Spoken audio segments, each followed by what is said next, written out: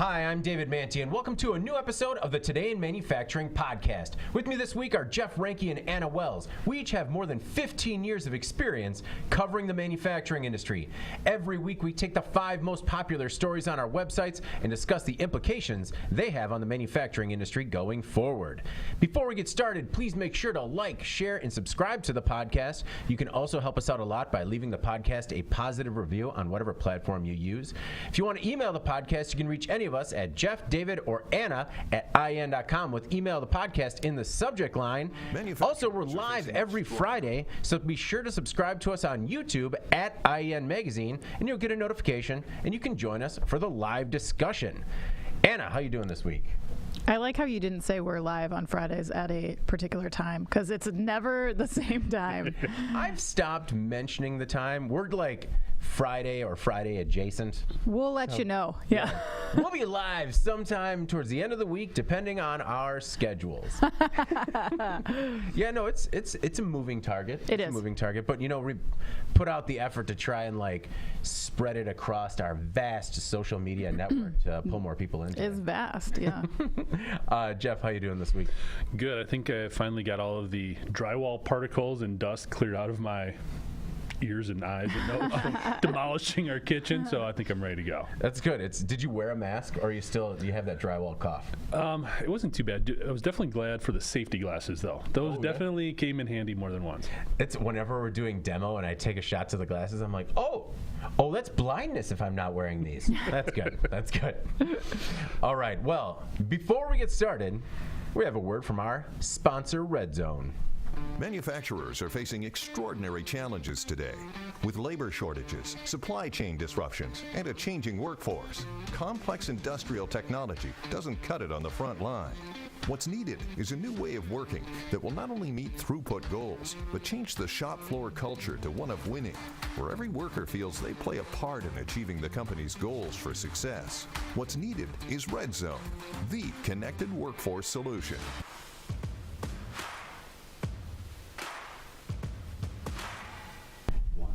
And we're back. But before we get started with our first story, just a reminder that Red Zone's Connected Workforce solution enables manufacturers to empower frontline teams in production, maintenance, and quality to contribute their full potential and achieve company goals around productivity and throughput. Red Zone software enables manufacturers, big and small, to boost their plant's productivity, increase employee engagement, and lower turnover. Jeff, how soon after we finish this podcast does this office clear out? I don't know. We got a couple hours. I mean, I got some stuff I need to wrap up. Nerd. So Jeff's going to be here. It's a holiday weekend. Yeah. My car's already started. No. I mean, it's a hybrid. It just turns off if it's on. All right. It's a brand new problem, actually. Our first story this week. First Solar announces $1 billion panel factory in the United States. First Solar is the largest U.S. developer of solar panels. Now the company will spend $1 billion to build a panel manufacturing facility in the American Southeast. The company will also drop $185 million to upgrade and expand its facilities in Ohio. First Solar has an incredible backlog. The company is sold out through 2025. After the Inflation Reduction Act passed, the company decided to build another factory. And CEO Mark Widmar says the industry is now, quote, in the best position it ever has been. New tax incentives benefit manufacturers as well as consumers. The company will now look for a location, stressing the importance of an available workforce and how shovel-ready the site is. Jeff, any guesses in the American Southeast as to where this is going? I mean, you're probably looking at Arizona, New Mexico, right? Maybe Southeast. even Southeast. I'm sorry, where are they? The other side. The Southeast. Okay, I was surprised. I actually thought it would be closer to California because of being the biggest purchasing area for solar panels in the U.S. Everything's going to Kentucky right now. I feel like that's a safe bet. Yeah, that whole area is hot right now. It really, there's a lot of good stuff coming out of this story. And I'm going to talk about all the good things before I bring it crashing down with some negative comments as well. As we expect. Exactly. So first of all, I mean, I think one of the things we can take away is with First Solar and a lot of the biggest companies within this sector, within the solar panel sector, is specialization seems to be helping them a lot. This is what they're focused on. Unlike, say, Solar City, Tesla's big venture there, not performing as well as when you look at the top 5 in this category because they aren't as specialized, I feel. So I think that's definitely helping them. We do see growth in solar, and when you look at that 30% tax rebate that comes from the Infrastructure Reduction Act, that's huge. I mean, that makes a lot of sense. I think that will skew a lot of people who may have been on the fence about purchasing these panels to dive in and go for it. So it is 30%? It's a 30% rebate on the total, yeah. Anna, what'd you get? 20, I think. I mean, that's still fair. Yeah, I mean, it was a lot of money still, so. I know that you were working on this story. What were your thoughts on First Solar's big investment? Well, I thought it was pretty exciting because people were kind of getting down on solar prior to this. People had a lot of concerns about how we were going to make that work and the investments that needed to take place. So I think it's pretty exciting to see that the IRA, which I don't like that acronym because it's being used other places, but the Inflation Reduction Act is what I mean in this case, that it's having a positive impact on this industry and on the economy. And we talk about supply chain so often, and for this to help facilitate shortening that is a big deal, especially considering that China to this point has captured about 80% market share on solar panel production. And the IEA, which is the International Energy Agency, they're this international agency that sort of advises on policy, does analysis on the energy industry globally.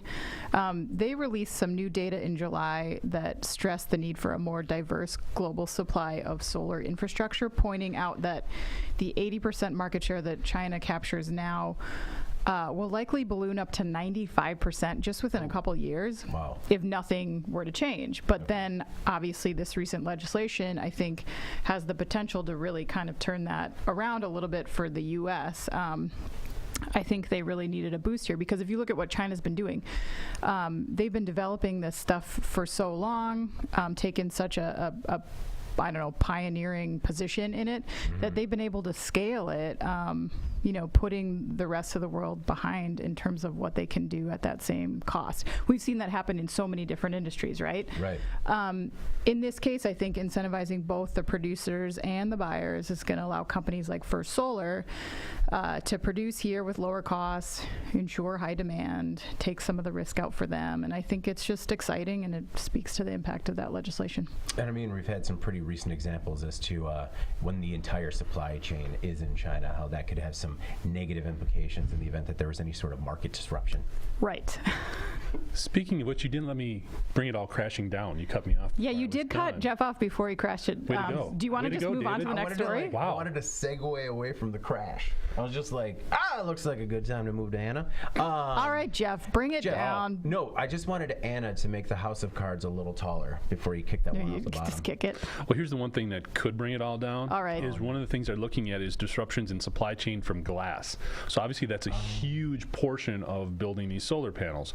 And right now you've got companies manufacturers in Europe primarily because of everything that's going on with the energy crisis, with everything going on in Ukraine and Russia. Everything from windshields to wine bottles basically is sort of being very closely kept in inventory, very closely scrutinized. They're trying to stockpile this stuff because they are worried about the production of glass coming into play.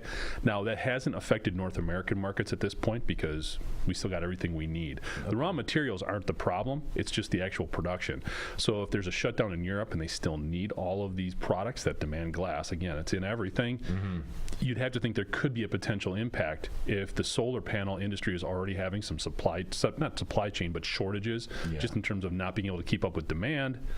If they don't have glass, that could make it that much tougher to meet a lot of the demand that could even be growing further because of the stuff coming from the Reduction Act. That's not a crash. You don't think a good old-fashioned glass drive would take care of it? I mean, if there's one thing about Americans, it's that they know how to really unite around a cause. Yeah, I think. And they're so good at recycling. Right, Well, exactly. All those things. California just came out and they're going to incentivize, glass recycling a little bit more. So that should do it. Yeah, they're great. They're so good at everything.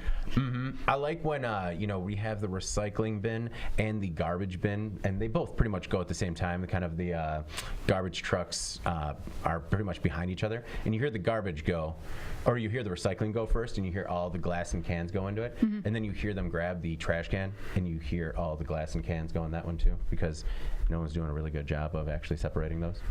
I was really interested when they were talking about the backlog, because I understand if they have orders through like 2025, but they said the backlog was of 44 gigawatts.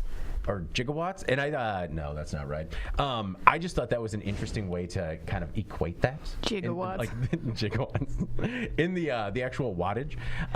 One of the commenters on our site, and we had a few people that were using in the same vein.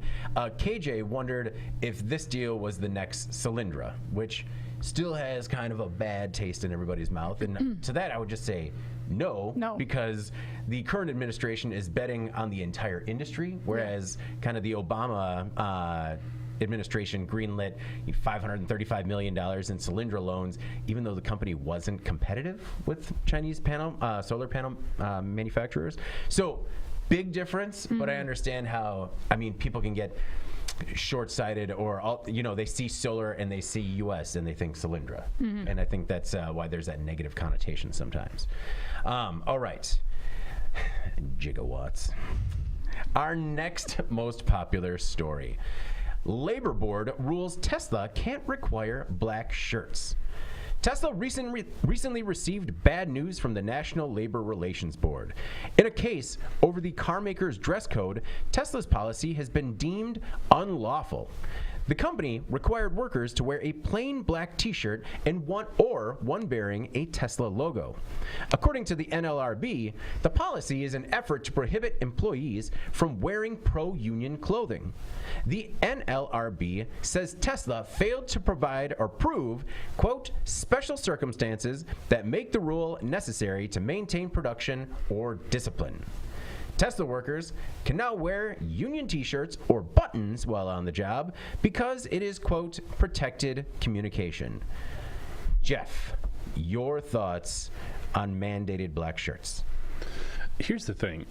If you look at, if Tesla gave every single one of their employees 5 black T-shirts the day they were hired when they came into the facility, and said, hey, we'd like you to wear this as part of a uniform, a team building thing, whatever, what percentage of people do you think would probably wear those? Seeing as how it didn't cost them anything, it's a black T-shirt, whatever. I would say high. Very high, right? Also, it's just, if that happens, it's assumed you're going to wear that. Kind of, right? So this would probably, if you look at, if they gave every one of their employees 5 T-shirts, and each one of these T-shirts cost maybe $10, we're looking at a total expenditure of maybe $5 million. Yeah. Okay? I think they could swing that. Yeah. And I think they'd get the same overall result, as opposed to saying, hey, David, you have to wear a black T-shirt when you come to work. Because what's the first thing that's going to happen? You can't tell me what to do. You can't tell me what to do, yeah. I'm going to wear a white one just because I want to. Yeah. And that's what's going to spawn this type of behavior. And why make it necessarily combative, or just go out of your way to make it this way? Now, companies can mandate that people wear uniforms. And I think where the NLRB here was coming was it has to be some sort of benefit to it. But I think where this goes really beyond this, and this whole union conversation is, again, this is just Musk and Tesla sort of poking the bear again here. Yeah. They've got some serious things they need to work out here. This was just March when he went on Twitter and basically welcomed the UAW to come in and hold the vote. Well, if that's how you really feel, because you feel your wages are competitive, your benefits are competitive, it's a great place to work, awesome team, all this good stuff, why are you doing this type of thing? It sends such a subversive message, and you're just asking for people to be combative about it. Yeah, it doesn't make sense. I think that's the biggest issue here, is that, if the black shirt policy had been in place since the beginning of Tesla, but all of a sudden some pro-union buttons start showing up, and they're like, we'd like you to wear a black shirt instead. Well, and that's part of it. One of the things I don't get when these union conversations come up is most people are going to go with the flow, okay? And the more attention you bring to this type of thing, the more questions they're going to ask, and the more deeply they're going to dive into this. Yeah. It just feels like the less attention you give it, the more opportunity there is for it to either resolve itself, go away, whatever the case may be, especially if you feel like you've got the type of corporate infrastructure where a union isn't needed at this point in time. I'm not going to get into that debate. The other thing I think that's going to be really interesting is they've got that huge gigafactory opening over in Germany at the end of the year. Germany's labor force is much different than here in the U.S. It is highly unionized to the point where most manufacturing facilities, most decisions that are made, you've got half of that board being plant workers, the other half being the company, management, basically making those decisions jointly. So how is that going to work? I think they're really opening some doors that they didn't have to, that you can resolve these things as they come up in a much more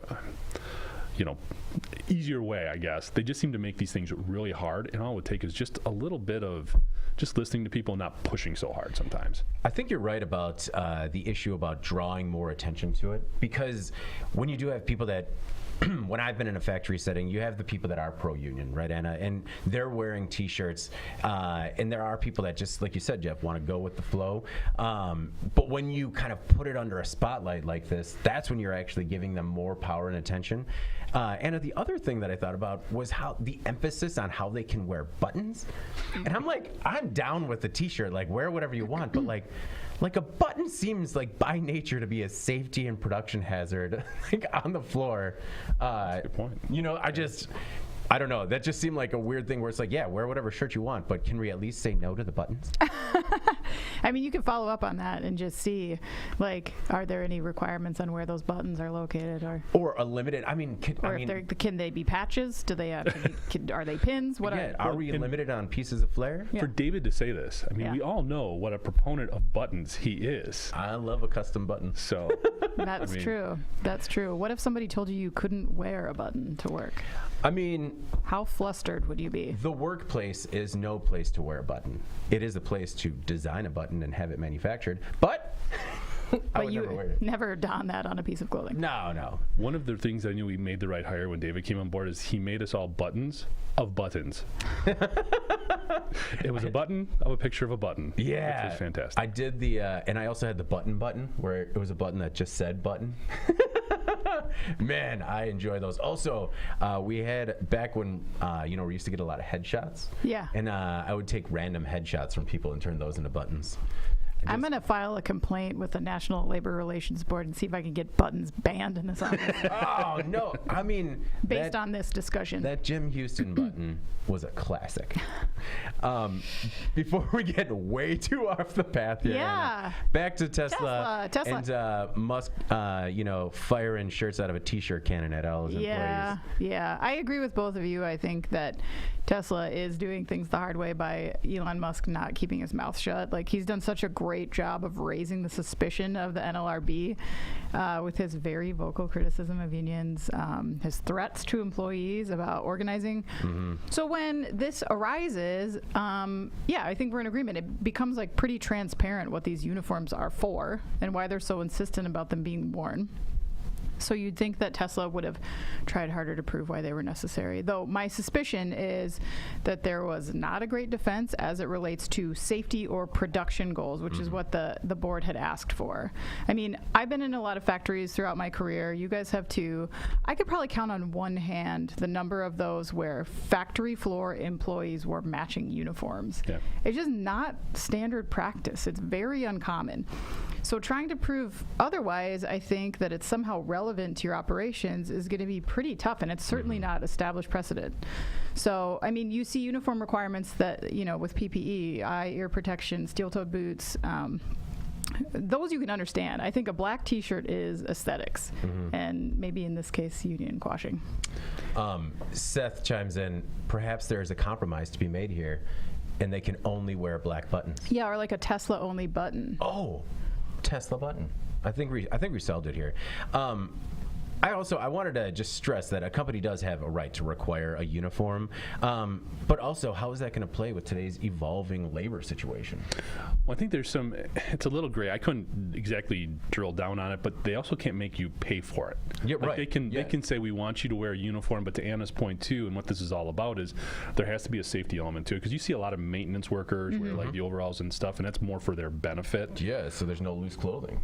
Well, that and just the fact that all the stuff that they're going to get on it. You know, why ruin your own stuff as opposed to have this? But again, making them pay for it. And it's a little unclear here whether Tesla was saying, hey, David, Anna, bring in your own black T-shirts. They were giving them to them, whatever the case is. But no, that was one of the factories that I worked in was a clean room situation, right? So it was actually great because you could wear whatever you wanted, and you just threw the coat on and the hairnet, and it was just. I mean, if anything, after a while, I was embarrassed. Like, I would wait for everyone to clear out of the locker room and then take my coat off just because I was in my pajamas. Oh, because they would be like, you like Candlebox? Oh, it or was something like, what were you wearing? No, I was actually, back then, I was typically wearing, like, nurse scrub pants. And probably, like, a ratty T-shirt that said something like The Rock Says. Or like Troop DX. Or, you know, just a simple Nike shirt. But yeah, it was embarrassing, and they were in tatters because, you know, I had to work at like 5 a.m. So the fact that I rolled out of wherever I was sleeping and made it there by 5 was a win. I wanted to look at some of the other major automakers real quick, and I know we're running long, but Ford recently adopted a dress-down policy for all employees from the floor to the front office, just making things a little more casual. When General Motors CEO Mary Barra was an HR executive at the automaker, she actually cut the dress code from 10 pages down to 2 words. She just made it dress appropriately. And it was interesting because she at first received a lot of managers who pushed back on it, but her thought was, if the managers can't handle dress appropriately, what other judgment decisions are they not making? And I thought that was really interesting. Yeah. And I mean, it seems really too common sense for an HR executive to me. Like, you know, like I would hear HR executive and dress code and think it went from 10 to 20 pages. Yeah. So Stellantis, their dress code is casual, and on the line you can wear shorts. However, if you're in the machine shop department, you have to wear pants, and that's according to Indeed. And a lot of that is stuff that we've seen before. Yeah. But there has been some confusion now as people have headed back, particularly into office settings, and people kind of grew accustomed to more relaxed fit clothing. Has there been confusion for you? There's been no confusion for me because when I came back to the office, I'm like, oh no, put pants on. Oh yeah, pants. Yeah, like I mean, we're not in Zoom right now where I had my one Zoom shirt and the one Zoom hat, and everyone knew that if they were on the Zoom with me and the hat was on, I hadn't showered. But at least I had the shirt. You know that now. Yeah. I mean, it wasn't hard to pull apart, that one. It was no great mystery. But that was another thing to me, is like how people are struggling to come back to work without sweatpants on. That's just, I struggle with that one. Just like, I don't know if I'm going to be able to do it. I have to admit, I did need to buy a bunch of new clothes just because. I mean, that's fair. Like, I used the pandemic as an opportunity to kind of like do a lot of spring cleaning and getting a lot of that business casual out of there. But yeah, I wasn't like, I'm not coming back to the office unless I can wear my gray sweatpants with holes in them. Anyway. Our next most popular story. Electric boat shatters speed record. Last weekend, Vision Marine brought the V32 to an event at the Lake of the Ozarks. At the event, the 32-foot catamaran shattered the speed record for an electric boat. Powered by a pair of Vision Marine's E-Motion electric outboards, the boat reached a top speed of 109 miles per hour. The previous electric boat speed record of 88.6 miles per hour was set in 2018 by Jaguar's Vector V20E. Vision and its partners spent several months optimizing the electric motors, the 700-volt batteries, and the cooling circuitry, along with the hardware and software. Vision Marine CEO and co-founder Alex Mungeon said the demonstration was about proving that a transition to electric power in the marine industry is achievable. Anna, the record for fastest boat on the water is still, they were far short of it. The record is 317 miles per hour, and that was set in 1978 by the Spirit of Australia. That is moving. What for? Is my question in response to that. I just go fast. Like okay, like I'm always pleased to see developments in electric power. This is a racing boat, right, that they demoed. But the company CEO said that they are looking at the commercial market, and he cites, quote, a dire need of a performance electric outboard. I guess I just am not sure a recreational boat needs to go so fast. I mean, if you think you hate jet ski wake, like wait till a couple of these show up on your favorite, like leisure lake. I don't know. Like, so if you look at, so I know we saw a lot of increase in auto crashes, like post-pandemic and like 2020 and on, as people became crazy and lost their minds and don't care to live or die, I guess. I don't know. That's also happened with boats. Accidents on the water are on the rise. The number of reported boat accidents rose 26% between 2019 and 2020. That's massive, right? Yeah. But that's probably more people just on the water because they had nowhere else to go. Okay, but deaths from boating accidents increased 25% over the previous year. That's still bad. Do we need to add? It's bad. Yeah, that's still bad. Yeah. David is taking a very controversial stance here. Right. I agree that it is bad. I just, like, I know that, like, the massive rise in traffic deaths has done little to slow development in performance cars. I mean, everyone just really wants to make stuff go really, really fast. Racers gonna race, says Seth, and I know they are, Seth. You're right. Just be careful on the water, I guess. I don't know. It's like cool until there's a collision, and then the impact of it is catastrophic. Instead of like people being able to survive the stuff, they just like shatters a speed record, shatters a person. I mean, it's not like it just seems like excessive to me that this is something that we're pursuing. But true, but I think if this was a race car, it's not something that we would think. You know, as Jeff would say, it's the thing that leads to the thing. You know, like because which is a commercial boat that they want to make that is a high performance electric outboard. Yeah, but I think what they do with this boat is show like, hey, it's capable of doing this because people want to have fun on the water. They don't want to be dangerous. I don't think people see 109 miles per hour, Jeff, and want to go that fast on the lake. I mean, not everybody, but some people when they're buying a boat might not think about an electric motor because they want to ski and they think there's not enough power. Yeah, there's just not enough juice in it. I don't know. But like we talk about every week how people can't handle like partially automated driving. They can't like regulate their speeds. They're on their phones. They don't know how to use all the functions in their vehicles. Like I just don't care about this. Like I would rather this not be there, but it's not up to me. So. Well, I mean, we can't stop innovation as a result of human stupidity. I will not stop it. No. Jeff. Well, let me answer your question. Why? Okay, yeah. 'cause that's what you asked. And first of all, 100 miles per hour in the water is insane. Yeah. Right. Going 50 to 60 miles per hour in the water is insane. So I can't even imagine what 300 miles per hour is. That's ridiculous. And David, I think you're absolutely right. This is one of those things that leads to the thing, which, by the way, we did have a couple requests for a T-shirt. The thing that leads to the thing? The thing that leads to the thing. Catchphrase? Oh, my God. So we'll see where we go with that. But print them. And I'll get a button. Black buttons. Yeah. Again, with this, one of the things that I like about this is a company they weren't doing this just to develop a prototype. They sell electric outboards, okay? They sell electric boats, which is a positive thing. And the electric outboards that they have right now, nowhere near this power. Yeah. Okay, they can't do this. But they are a real company, and they're doing better things. One of the things I thought was interesting, too, here that could lead to electric batteries, regardless of the application, was the cooling circuitry. We talk about EV fires being a huge concern right now on the vehicle front, on the automotive front. So if they're developing technology to help keep these batteries cool, that's going to work across the board in a lot of different areas. The other thing that I started thinking about when you think about being on the water, marine power, all that type of stuff, you start thinking about these container ships, okay? Oh, yeah. So, I mean, when you look at some stats from the International Maritime Organization, they say these container ships are putting about a billion metric tons of carbon dioxide every year. That's about 3% of the total carbon emissions on the planet.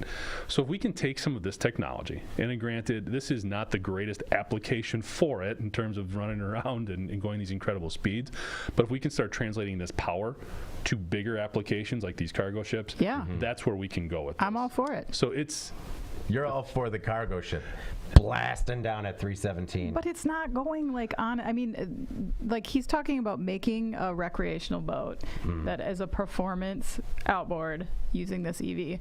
That's where I have my concerns. Yeah. I don't care about development. I mean, cargo ships, yeah, for sure. I mean, well, again, that's great. I think The Yeah. thing that leads to the thing. Again, and again, I like the fact that this is a company that does real stuff. Yeah. This is to get more attention to their company, to the fact that, hey, there is another option. You don't need to get 180 horsepower gasoline outboard for your for your boat or your pontoon or whatever. There is another option out there, and these are viable options. I mean, you can go for about 3 hours on these motors with a full charge. So I like the fact that it's drawing attention to that type of work as well. I mean, you're right on that point, Jeff, is that this company has probably never seen press like this before. Yeah.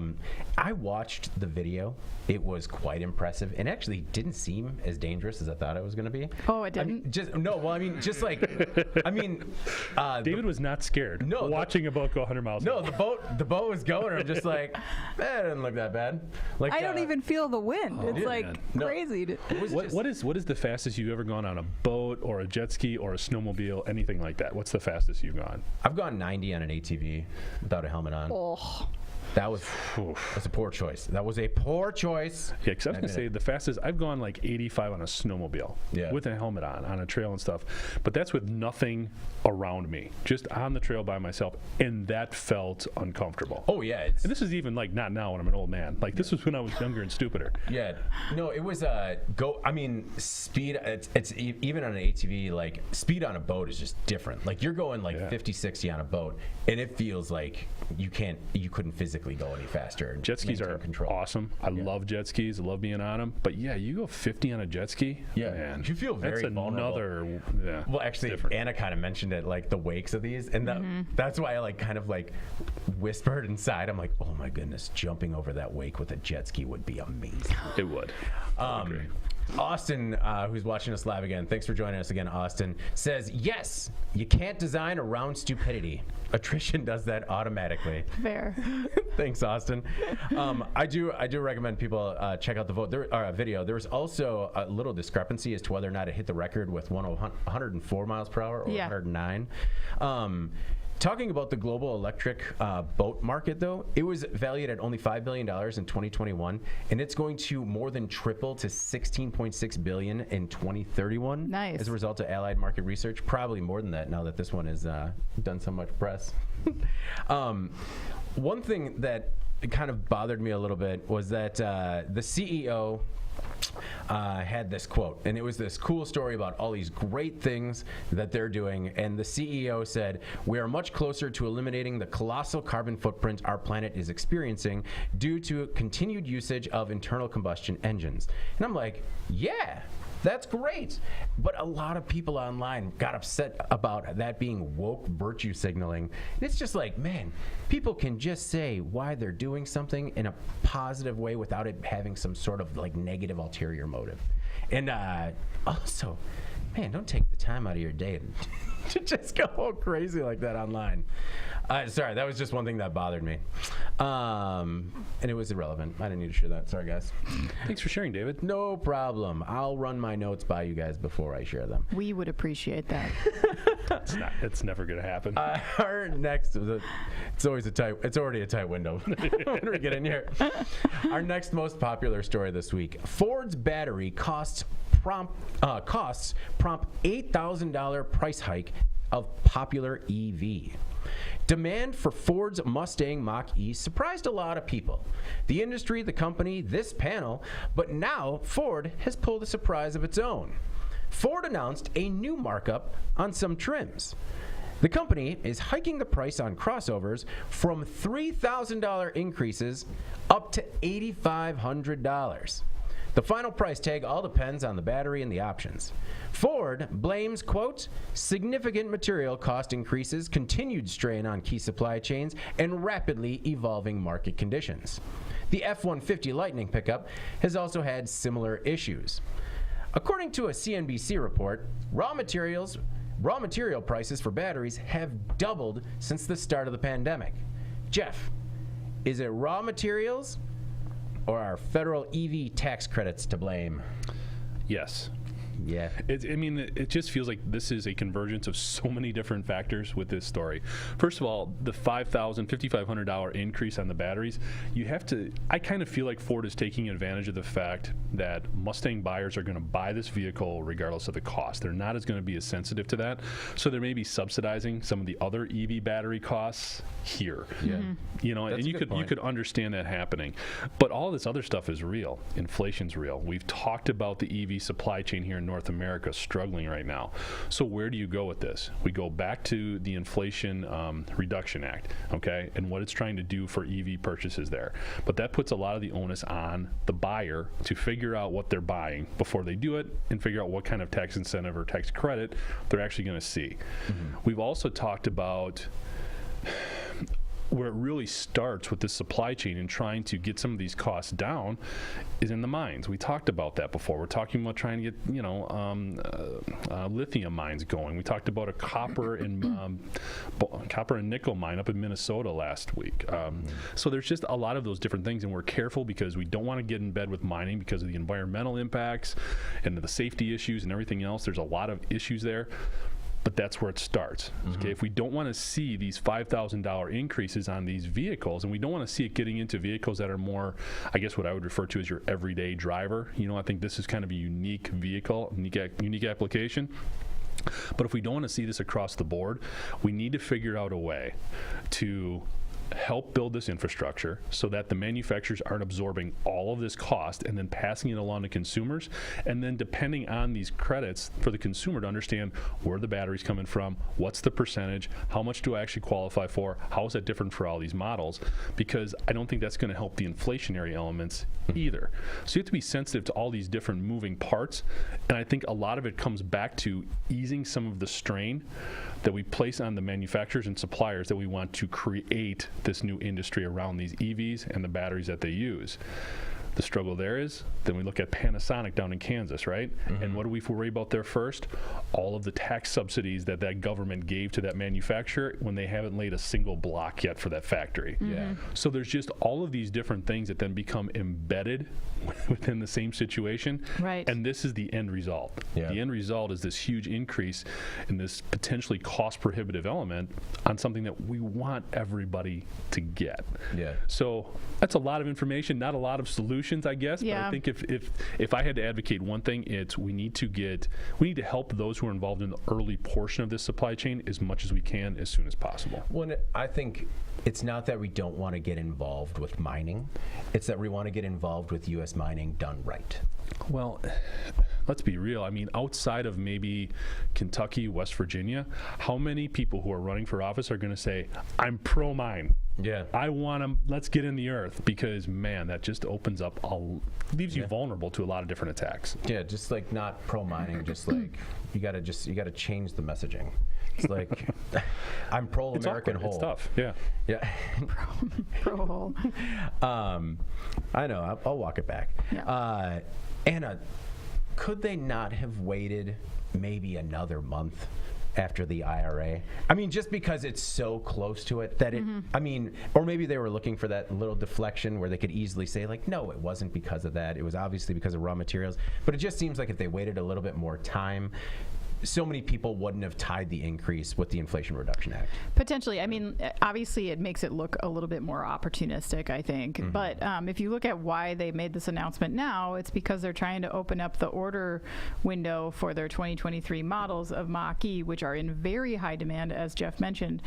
They had to cut off orders of the 2022 model in April because they were like, we can't make enough to get them out to you this year.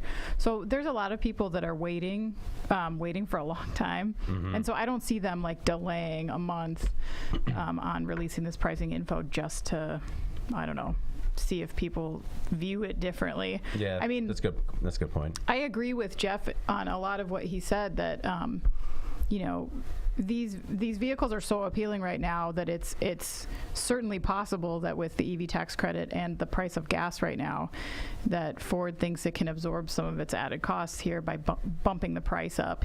It knows that they're going to sell these vehicles. They're in super high demand. We have seen automakers do that for the last 2 years. We've seen auto dealers do this like to an extreme level, bumping up those prices based on market conditions. So you can't really fault Ford for that, I don't think. Additionally, as you mentioned, the material shortages, that's been predicted for years. That has nothing to do with the last 30 days. For years they're saying the supply chain is not ready for the amount of materials that we need to support the EV batteries that are inherent in these goals. We knew that already. So that's coming into play for sure. And then, lastly, I think, let's remember that the average price of a new vehicle right now is over $48,000. If you look at the price of most of these base Mach-E's, those are considered like standard range batteries, which is like 250 miles, which is pretty good.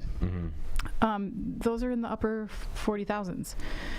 This is new technology that has required a ton of investment.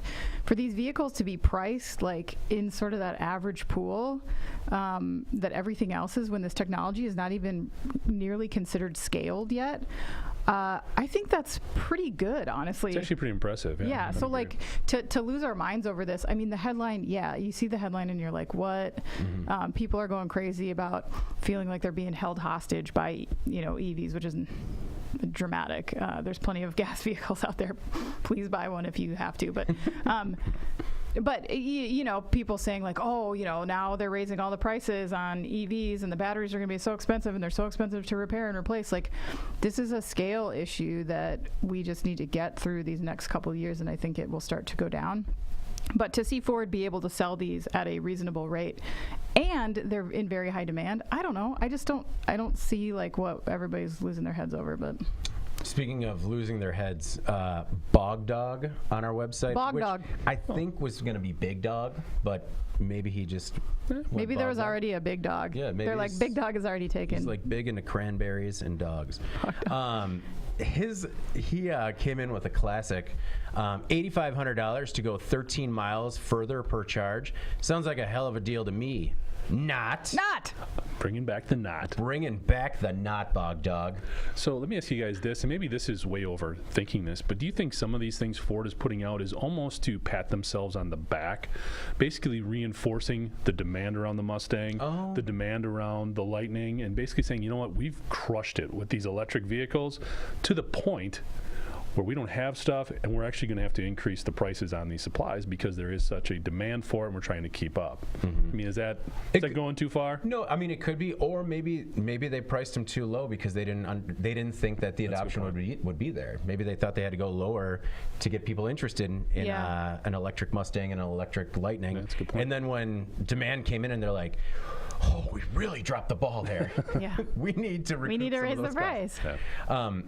Jeff, you had mentioned how everything is going up, but it is important to remember that everyone still has the power to decide with their wallet and time. So, if you see these types of charges, everyone still has the power to not buy it. Except those like crippled Mustang addicts who've got to have it. Another interesting thing from Consumer Reports is that still only 2% of Americans own an electric vehicle, but 36% say that they plan or at least seriously considering buying or leasing one.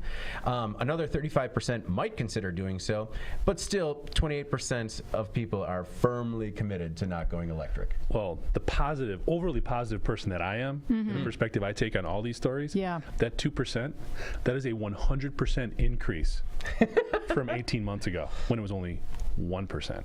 Oh, that is Are you really? surprisingly. So you're really the positive person? Yeah. That was surprisingly. It's a 100% increase in electric vehicle ownership in the United States. Huge jump. We're almost there. Huge jump. Yeah. All right. Our most popular story this week: TransPod's FluxJet can eclipse 620 miles per hour. In July, Canadian startup TransPod unveiled a new ultra-high-speed ground transportation vehicle. The FluxJet promises to transport passengers and cargo at more than 620 miles per hour. So if Anna had a problem with 109, let's see how she feels about 620. Can't wait to tell you. The electric vehicle works like an aircraft train hybrid in a tube. The vehicle features leaps in contactless power transmission and a new field of physics called valence flux, which allows it to travel in a protected guideway, or tube, faster than a jet and 3 times as fast as a high-speed train. The FluxJet will operate on the TransPod line, a network with stations in key locations in major cities. The company has some substantial backing, with $550 million already confirmed in investment. However, the company also announced the next phase, which is going to cost $18 billion in infrastructure to build the TransPod line in Alberta to connect Calgary and Edmonton. Preliminary construction work, including the environmental impact assessment, has already begun. And according to a feasibility study, Anna, the project could create up to 140,000 jobs and add $19.2 billion to the region's GDP throughout construction. I know that's a lot of facts and figures there, but let's start with that sticking point of 620 miles per hour in a tube. Yeah, I don't know. I mean, like, I think you do. I think I do. My favorite line from this story was, according to the company, riding from Calgary to Edmonton, which are about 186 miles apart, would take just 45 minutes and cost about $70, a little more than half the cost of a plane ticket. Canadians, where are you getting your plane tickets? When is the last time you saw a plane ticket for less than $150? Yeah. I don't know. Maybe it's just different up there, man. I guess. Anyway, I'll be interested to see this play out because, and I've suggested this before when we talk about all this hyperspeed stuff, but you look at the expense of this project, and I do question whether this project and the related infrastructure, which is $18 billion to build this new line just in infrastructure costs, if the coffers are available there to operate for as long as it will take for the public to become comfortable with a new field of physics. Because to me, like, that's a big ask, honestly. Like, the idea of being whisked through vacuum tubes, like, in floating pods, like that, you know, that makes me claustrophobic to think about. I know I'm not alone. You're targeting kind of a very specific pool of people who want to travel this route quickly. Business people, probably, because you're really only gaining like 2 hours, and then have the money to spend on that, right? People who aren't scared to get in it, I just feel like that is always underestimated. Just the consumer acceptance of this. We saw Virgin Hyperloop transition to cargo from people. I think that's a good way to get this kind of stuff off the ground. You can sort of showcase it being safe. You know, people can see countless uses of this tech in action before you can, you know, ask them to get on it themselves and put their children in there. And like, I just don't, if it's me and it's new technology, and I just would not take the risk, I don't think, because I just don't know enough about it. And there's just like, we see people express the same kind of fear with self-driving cars, something that you could get out of.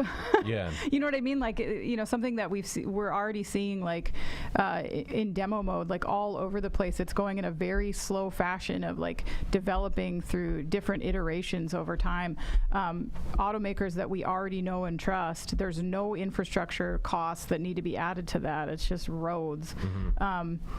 And people, even with that, as Jeff mentioned last week, people are terrified to even use it. Like, the vast majority of people don't want to get into a driverless car.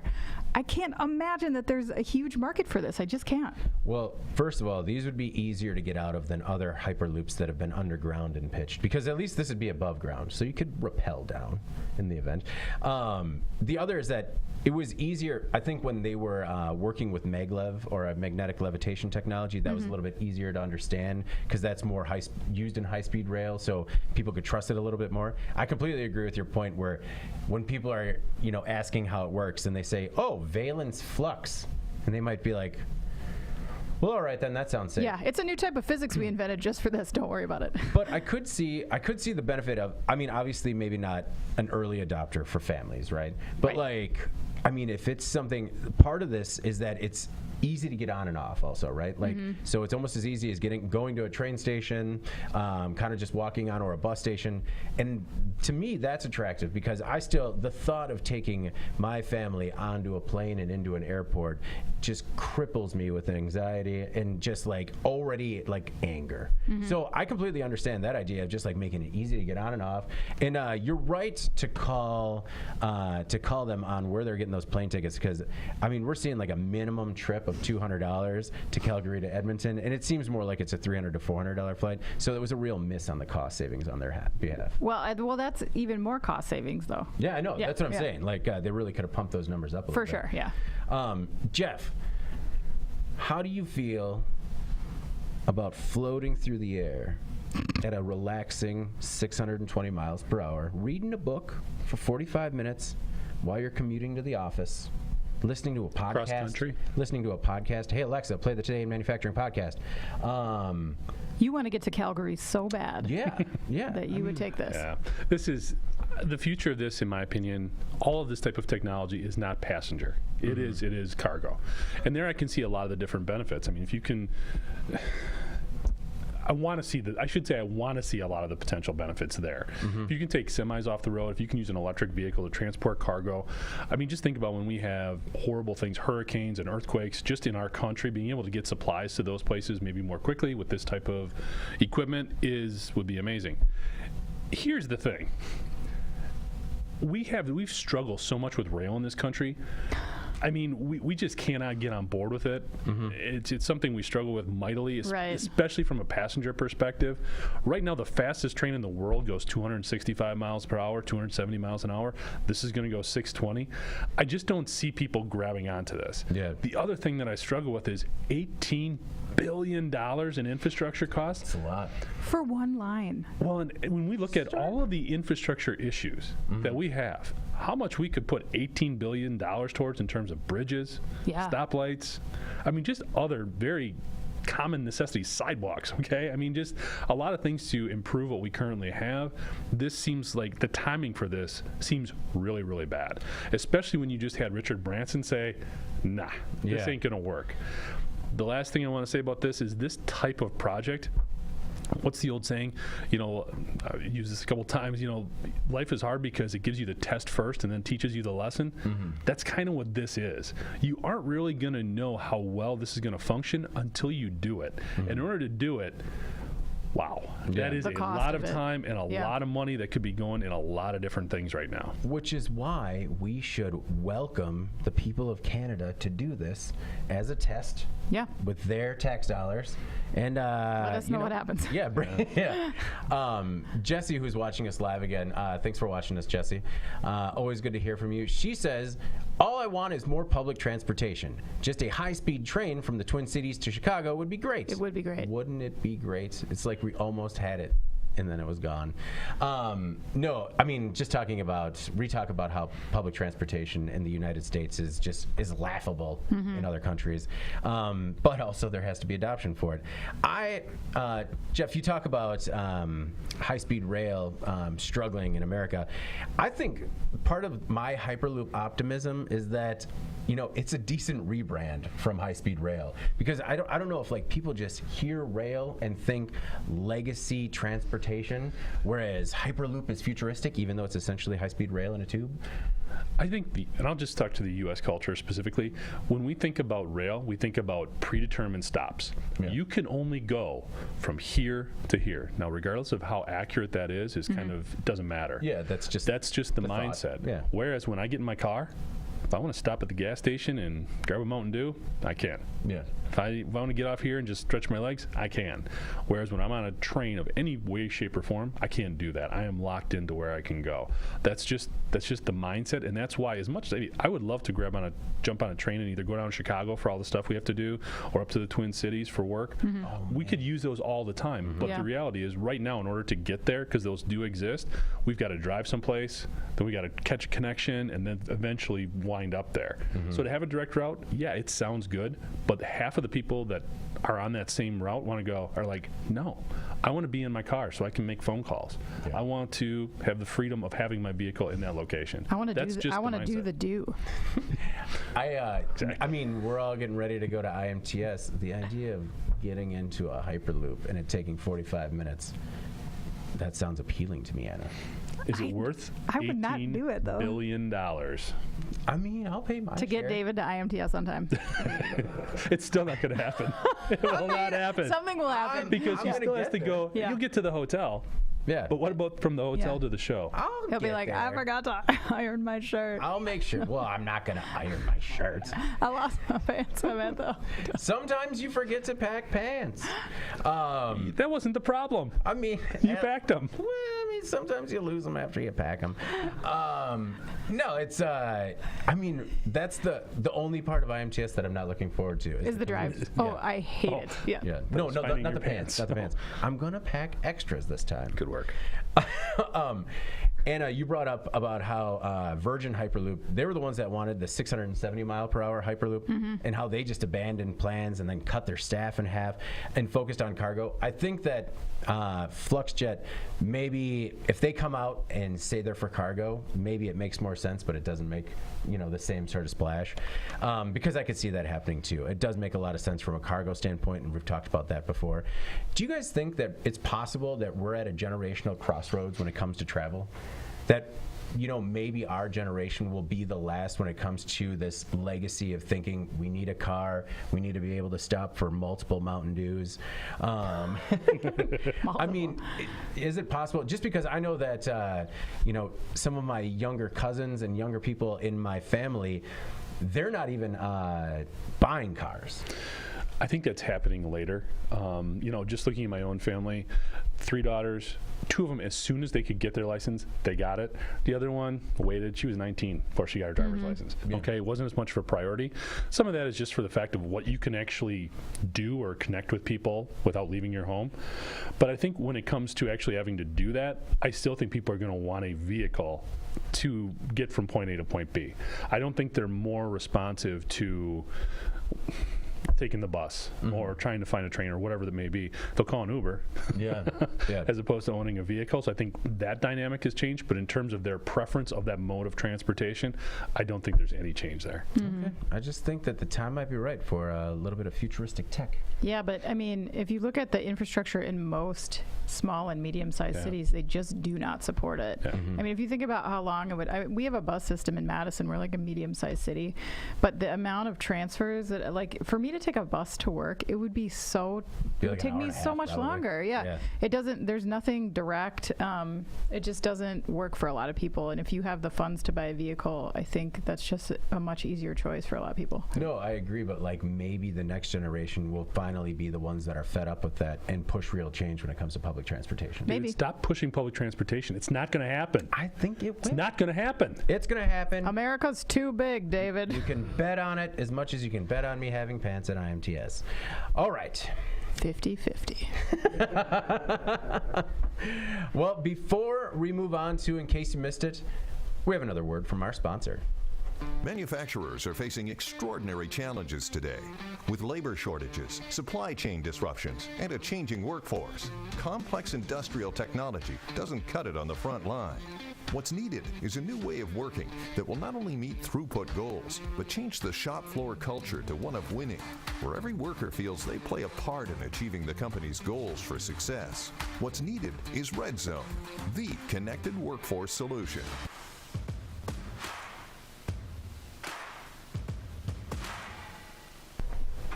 And we're back. And before we start, in case you missed it, stories that maybe weren't as popular on the website, but still stand to make a big impact on the industry going forward, just remember, Red Zone's connected workforce software solution enables manufacturers to empower frontline teams in production, maintenance, and quality to contribute their full potential and achieve company goals around productivity and throughput.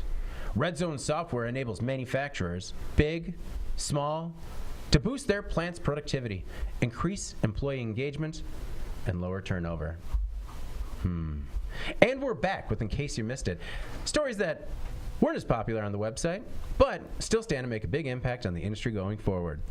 I'm going to start this week and I kind of made a weird pick. Yes, can't wait.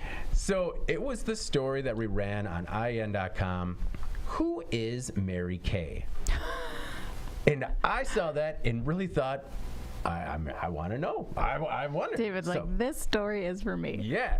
So, Mary Kay Ash started her cosmetics company, Beauty by Mary Kay, in 1963 as a small Dallas storefront, at a time when a third of American women were in the workforce. Ash used to sell children's encyclopedias door to door.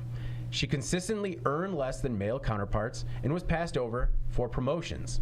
When she protested, she was told to stop, quote, thinking like a woman. She quit and built a company with no wage gap. In 6 years, her company earned $6.3 million in sales with 4,000 saleswomen or beauty consultants from 15 different states. It was the first woman-founded and led company on the New York Stock Exchange.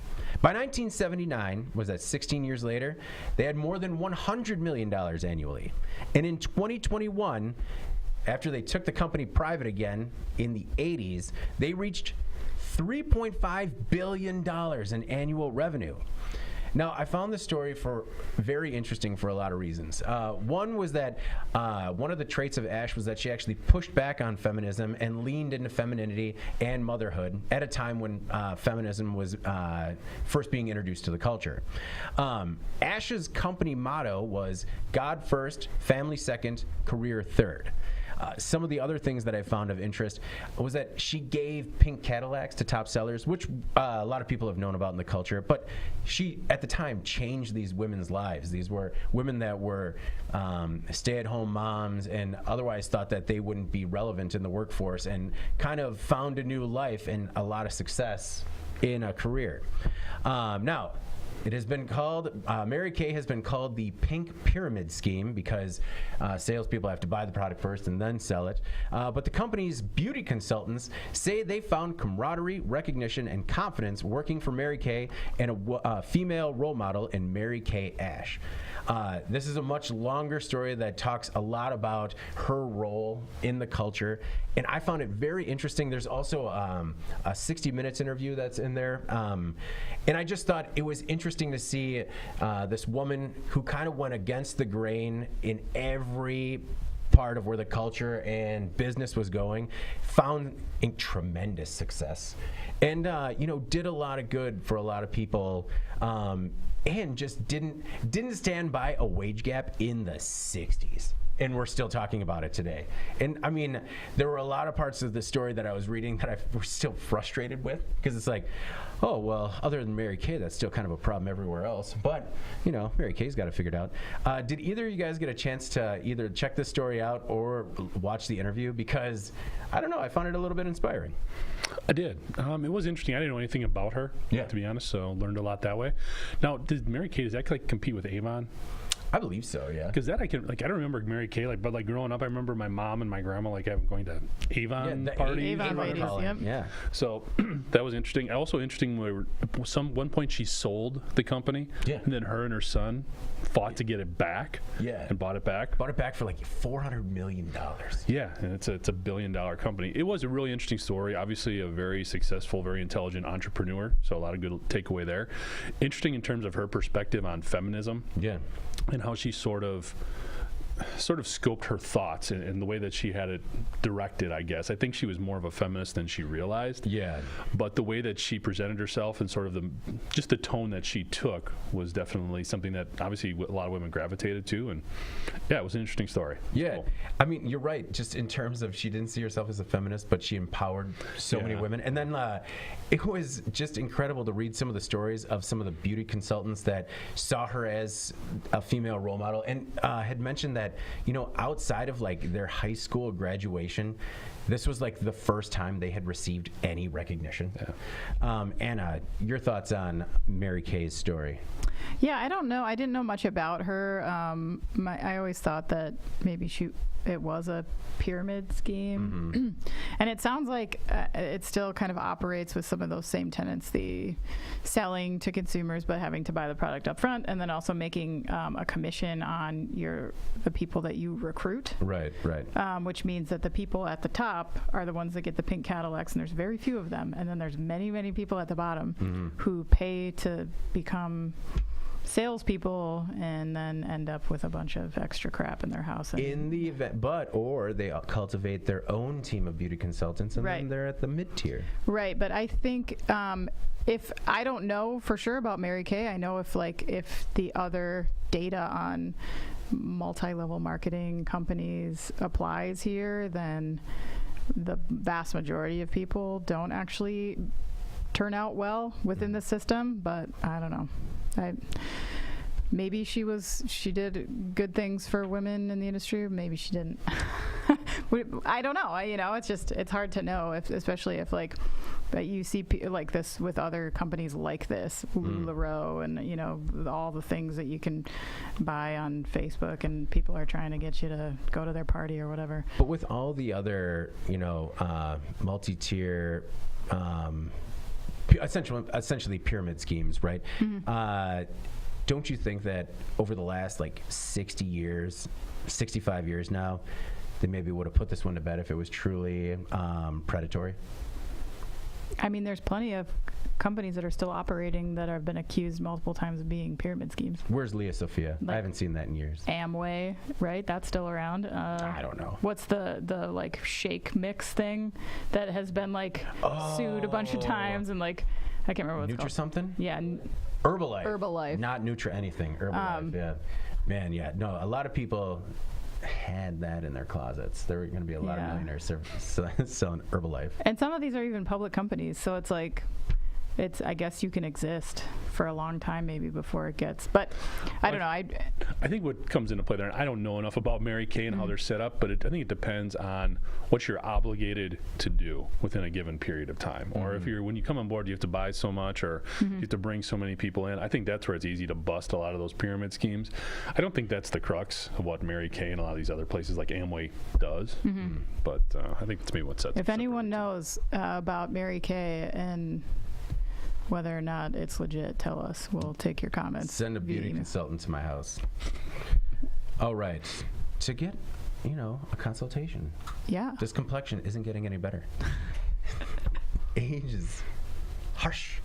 Time. All right. Well, mixed views on Mary Kay's impact on society. I'm skeptical is all I'll say, I guess, at this point. Remember, next Mary Kay story, don't throw it to Anna. I'm doing Avon next week. Jeff, what was your In Case You Missed It this week? So just kind of continuing with a lot of things going on with the railways. We were talking about a potential replacement or higher speed option that's being developed there with the last story. But in here we're looking at with the present situation. The story that caught my eye was 3 out of 12 railway unions announced a tentative deal. Part of this was, so we've got about 115,000 workers that are affected right now that are basically, they're not on strike, but they're not happy. Okay. So we've got 12 different unions representing these folks. 3 of them came to terms. Primarily these are the, let me look at it here. They are the International Association of Machinists, Transportation Communications Union, and the Brotherhood of Railway Carmen Unions. So basically, these are the folks that are fixing and repairing the cars and everything else. The biggest ones that they have not settled with yet are the conductors and the engineers. Oh, okay. Need those. So we definitely need them. And I think this is going to become a bigger story potentially for a couple reasons. First of all, they got a huge pay raise, 24% pay increase. Now, they were asking for 31. The company was coming in at 17. Where's 24? right in the middle. Okay, so I think that's promising in terms of working with these other folks. They also have concessions on healthcare, a little bit more time off. They got a bonus, things like that. So there's a lot of positive movement that could potentially come into play with these other unions. The other thing that's going to be interesting is we are coming up on a time of year where there is a lot flowing through these railways. Okay, we're coming up on harvest time for farmers, so there's a lot of grain that's going to need to be hauled. Just also with the holidays coming in. So what is going on at these trains with these railways is going to become really important. They've got about a month and a half to figure this out with the rest of the unions. So hopefully they can. Hopefully this is a building block that we can get this resolved, because we've learned how pivotal and how important a role these railways play in our supply chain. Something we didn't really think about a year, 2 years ago, but now it's become very, very obvious. So some good news, some movement here at least, that I think will hopefully help some of the supply chain issues down the road. I had no idea how many people were part of railroad unions. It's 115,000 Yeah, and we just 15 of them are taken care of, so we got 100,000 workers yet to go, and again, crucial to our infrastructure. So, is this right? Did you mention the salary? The salary is up to $110,000 a year. I didn't mention that. No. No, that's so. It sounds like a great. It sounds like a great deal. And Anna, we've talked a lot about, this being an environment where the worker has a lot of leverage. We're seeing the same in railroads. Yeah, now's the time to push for these kind of deals, especially if you're in a union. I don't. I don't think that these workers need to try to take advantage of their employers, but in many cases, I think a lot of employers have been getting a pretty good deal for a long time. And it sounds like some of these hikes are necessary, and they're a long time coming. Yeah, they kind of equate their situation, the same thing we covered with a lot of the food manufacturers and what they were dealing with. These folks put their time in during the pandemic, didn't really make a fuss about working extra hours, haven't gone a while, plus the railroads have scaled back so much on their workforce over the years. So yeah, they're looking to, basically it feels, get what they deserve right now. Excellent. Anna, what is your, in case you missed it this week? All right, and if you want to just totally trash this story afterwards, I owe you that, so you can. I won't be mad. I do owe you that, but But you're more mature than that? Okay. David's really good at moving past things. I was going to say, all the normal things you say in this situation, I'm the opposite of. Like, not the bigger person. Water under the bridge. So Bridgestone Americas is taking a pivotal step in its drive to commercialize the woody desert shrub guayuli as a domestic source of natural rubber and a more environmentally sustainable crop. Maybe one day they'll make Crocs with it. In America's drought-stricken desert Southwest. So this is a crop that requires no irrigation. It's way less susceptible to the impacts of climate change. If you know anything about natural rubber, it's grown mostly in very specific areas, which is in Southeast Asia. It's really sensitive to disruption. It's very difficult to harvest. The rubber industry will actually stall for years if there's a bad crop year for rubber trees. And so what impressed me about this story was just how much time and development Bridgestone has put into this. So guayuli being used to replace rubber is not new. It's been sort of come in and out of fashion over the years based on supply issues and what's been needed. But it never really took off. However, Bridgestone has kind of made some changes here. They've basically bought a bunch of land, like 25,000 acres. They took their scientists to the task of creating a hybrid version of this crop that has been bred to have the most possible rubber in its stem. And the rubber is to protect the plant at night because it's really cold in the desert, which is sort of interesting, right? Yeah. They've also designed a new machine to help harvest this crop. So they've been doing this for about 10 years, kind of quietly behind the scenes. And now they're ready to go big with it. They are ready to scale it. They're saying this is not a test, this is not an experiment, we are ready to go. They're even talking about incentivizing farmers to grow it, to just try to fulfill, because right now they have such a need for rubber, and 90% of a tire right now is like synthetic materials, but that 10% natural rubber, they need that in order to keep those durable enough. So to me, I thought it was just interesting to see how their long game on this has really played out. It's kind of fun to be at the end point in that and seeing it kind of be ready for prime time. This is not the thing that leads to the thing. This is the thing. Yeah. So I thought it was just kind of a cool story. No, I thought it was incredible too, because it's $100 million they've spent to commercialize it. Like you said, in 10 years, it's been under development for 10 years. Their research center alone is a 300-acre farm. So they've really invested in it, and you're right, it's inspiring to see it actually come to fruition. Jeff, the other thing I found interesting was that they're testing it on like Firestone Firehawk race tires. Yeah. Which I thought was pretty cool. We always talk about, well, we talked about it with the boat, how racing is used as sort of a test kitchen, and you really don't think about components like tires as much as the engine. What's that sign from that saying from Days of Thunder? Rubber's racing, or rubbin's racing. Well, with the tires, something with the tires. I don't know. Tires are important. Rubbin is racing is where you're just sharing a little paint. There you go. Just sharing a little. But anyway, yeah, obviously. Not where I was going with that. Days of Thunder quote. Yeah. Okay.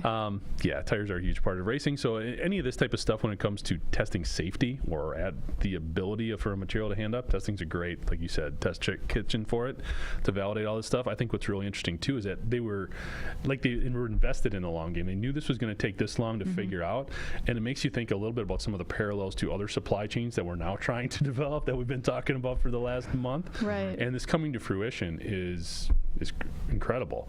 It also reminds me a little bit of a book I read about Theodore Roosevelt, about this trip he took down the Amazon, because there's a lot of rubber that was growing down there as well in South America, and just how horrible of a production process it was in terms of harvesting it, actually boiling it, and actually getting it to market. And this is, 100 years ago now. So although it's good that it's advanced, it's interesting the way that it's advanced as well. Yeah, so. I guess we should look in a little bit more of the production process. It sounds like it's a much more sustainable crop. They are investing 40-something million in a new biorefinery that's going to process just guaiuli. And they said that the output of that will be just 10% of the rubber needs of the U.S. market for them. Wow. So that's why they're really looking at, like, can we scale this in a way that's going to add more of that to the supply? Well, and so Bridgestone came out and said they want tires that are 100% renewable by 2050. And we hear claims like that all the time. Like, we're going fully electric by 2030. And a lot of times it's just like, okay, you got to say something and make a prediction. But that one sounds reasonable. And it sounds like not only is it reasonable, they're putting a lot of money up for the R&D to make it happen. All right. Well, before we get out of here this week, let's move on to our final thoughts. I wanted to start with a final thought from Mark Waterman. Mark has listened to the podcast for a long time, and he had some really interesting feedback regarding the Tesla story with the father-son Tesla test. Mark says, using child labor is inexcusable, high risk, and morally void. I'm going to use that one. I like that. Even with this as one of the lowest rungs on the morality ladder, as a father, I cannot fathom putting your own child at risk on purpose. This isn't a question of the quality of product or the driving system. It is a complete lack of parental judgment and responsibility.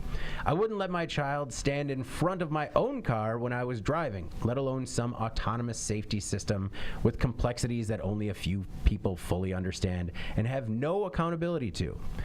There is never a perfect safety or quality system, and we should never rely on them completely with something as precious as a child. Let's use this dad instead. Smiley face emoji. Totally agree, Mark. Yeah, Mark. We all echo the same sentiment, and thank you very much for supporting the podcast and sharing your thoughts. Anna, what is your final thought this week? All right. Last week I left you with a teaser, which was that all my kids were starting school this week, and would I have survived the first day? And the answer is yes. It went great. Oh, so relieved. My second grader had a really hard start last year, and we were worried that she would have a stressful first day, but she just pushed me out of the way and just ran inside, which was exactly what I wanted. So it was good. Yeah. Mine didn't go the same. No. Des started 4K, and man, everything was going great until the let's go inside. It can go so great up to that point, and so then great. We're just hanging out. He's hanging on to his little bag lunch, which I understand he didn't really care for, and then he's by my leg, and then it's like let's go inside, and then all of a sudden it's that tight cinch, just like real, and then he had to be like peeled off of me, and then he did the very melodramatic screaming as the teacher's holding him, and his like arms are out, and he's just looking at you like screaming and crying like, "Daddy, why are you doing this?" Other than that, my heart's nearly healed. But how did it end? It ended great. It ended great, which was a big sigh of relief. I really should have gone to that pickup with his mother just to kind of get that little bit of rejuvenation. It went well. He made a lot of friends. He had a lot of fun with Magnetiles. It was good. Yeah. But man, that'll image stay is with you. Burned in. Just like his face is like hot red with like anger and sadness and fear. And I'm just sitting there like, I can't help you. Yeah, I'm gonna go back to the car and work. Cry in the bathroom. But my final thought, especially for the people that are live, is that it's a holiday weekend. We get that extra day. Everyone be safe and have a good time. Be respectful to one another. Stay out of that super fast speedboat, please. Well, this weekend. we're about to put them away, so you got to get the gas out of there. It's an electric. I'm just using up the rest of my gas so I can invest There you go. in an electric one. Mm-hmm. I don't know if we're gonna go by our history of purchasing boats, we're gonna need to wait 50 years. And then we'll buy the first electric boat. There you go. Just because I think we have the first pontoon boat made. It's collectors. It's sturdy in places. Oh, jeez. Not the description you want for a boat. Nah, ever since we got that hornet's nest out of there, it was fine. No, it's a sturdy boat. It's good. We take care of it. Jeff, what is your final thought this week? Well, we also had first day of school, but with teenagers, it's more just annoyance about having to get up at like 6:30. Sure, yeah. Not fun there. So no real dramatic stories. What I would appreciate some input on is, like I alluded to, we demolished our kitchen, we're remodeling, and we're cooking a lot on the grill, which I'm thankful the weather's still good. We can still do that. But if there's any ideas for something different to throw on there other than burgers and chicken and brats and things like that, I was just going to say we have heard about frozen pizzas you can throw on the grill, but if there are other ideas, I am open to it. You could just got to up your kebab game. You can have a lot of fun with I have never gotten kebabs. Like, you have to take it off the skewer anyway. What's the point? Oh, right. Well, that one's not a winner. We can keep thinking. I mean, I never got that. Like, He's not gonna They're up delicious. his It's kebab because game. the chicken is cooked with the tomato and the zucchini pressed up against it and just getting soaked with its natural flavors. It's very good. You're just not doing it right. I will actually. I do have a weird kebab story real quick. We went to. Of course you do. I don't know if I actually shared it. I might have. But we went to a work event for my wife. They had a release party for one of the magazines that she was doing. And they had kebabs. And man, this kebab looked delicious with chicken and tomatoes, onions, mushrooms, and what looked like squash or zucchini at the end. And so I take this big, and like we're sitting in a circle with probably the most important people involved with this project. And I take the piece of squash and I throw it in my mouth and I start chewing, and that is a lemon. It's definitely a lemon. And I am just muscling through it as everyone is just kind of staring at me, and I'm like, fine and normal. I wanted to do this. It was like half a lemon too, and luckily. How could you mistake that for anything else? I mean, honestly, because it looked exactly like I didn't see it. it's actually fun. I'm going to throw my wife under the boat too. Under the boat. Under the boat. Under the boat. Wow. Well, it's not like under the bus is any better than throwing her under the boat. Either way, it's a demise. She did the same thing. Just not like in mixed company. She's like, oh yeah, ate the lemon, ate the whole thing. And just like, because what are you gonna do? You're in your like business casual and just like, it's staying in. And I wish I took a picture to see how convinced, because I agree, like a lemon doesn't look like a squash, but in this very specific You can't example, subtly like napkin that out? No. Because we were even closer, like we were in a big room with like, and we were in the middle of it, just like in a huddle. And so it was just like, and it was, tolerable. Like, luckily it had been on the grill enough to like. Well, you love fruit, especially when it's been cooked. I mean, I love not cooked fruit, but I love fruit. Just a grilled lemon. Try it. It's not bad. No. After that, No. ringing endorsement. Great story, David. We're gonna do Thanks, trivia this week. Thanks for that. Again, we had awesome feedback on the poll this week, actually. Great. In looking at, what we covered last week. And I just want to go through a couple of submissions here, actually a couple of really cool comments. First one is from Jerry Mills. He said, the story of the Tesla dad brought to mind the words of my 5-year-old sang as I was plunking out Beethoven's Moonlight Sonata on the piano when he's trying to get my attention. Stupid dad, stupid dad. P.S. Thanks for the podcast. I think that pretty much says it all. Yep. Thank you so much, Jerry. We will be shooting you out some stuff. Also had a couple of good comments here as well and some other stories. Jose Flores wrote in. He said the most significant safety concern is the continued contamination of drugs at Morton Grove.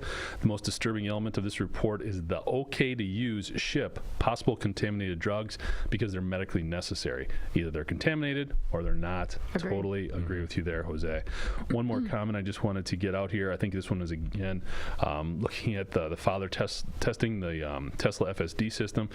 This was, I think, was a really good, interesting comment from Nick Barman. He said, I worry that the Tide Pod Challenge and so many other stupid viral videos that this one could catch on and be the next thing. Or like you say, this could be the thing that leads to the thing. Soon we'll have teenagers jumping out in front of Teslas doing the Tesla challenge. That's a great point. Something I never would have even thought of, but you could definitely see that happening as well. Oh, I don't know what I'm more disappointed in, like how realistic that seems. Yeah. Or just the fact that it happened in general. Anyway. So looking at the poll results, though, the most popular response was Morton Grove Pharma's continued drug contamination issues. That was the most popular response. So everybody who wrote in and guessed that, you'll be getting a new T-shirt and hat. So thanks for that. Oh, we've upped it? You're getting a T-shirt and a hat. That was pre-existing. Oh, right on. Yeah. Nice. This week we're going to be talking about. Jeff's Oprah now. Yeah. Everybody gets a T-shirt. One thing I'd like to share in the podcast, if people do get T-shirts and hats and want to send us photos of them like out in the wild, that'd be kind of cool. Sure. Jeff is a Anywhere. baby. Why does it have to be out in the wild? Well, just be like, chilling in the backyard. Yeah, that's the wild. Okay. Yeah.